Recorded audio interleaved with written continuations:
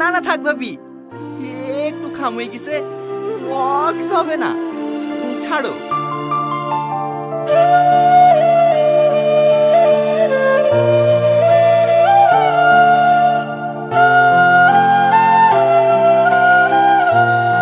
ছুরি ওইভাবে সামনে খেয়ে কেউ বকে?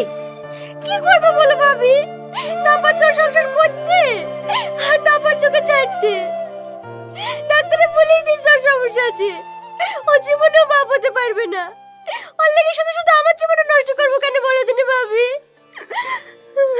সে তো সবই জানি, তবু তোকে একটা কথাই বলবো, তোর মতো স্বামী সবার কপালে জোটে না রে বোন। আমার স্বামীকেই দেখ, একটু হুকুম শুনতে দেরি হলেই অমনি ধরি ধরি মারি। ওরে ভালো মানুষের লেগে তোকে ছেড়ে যেতে পারিনি ভাবি, না হলে তো কবে চলে যেত।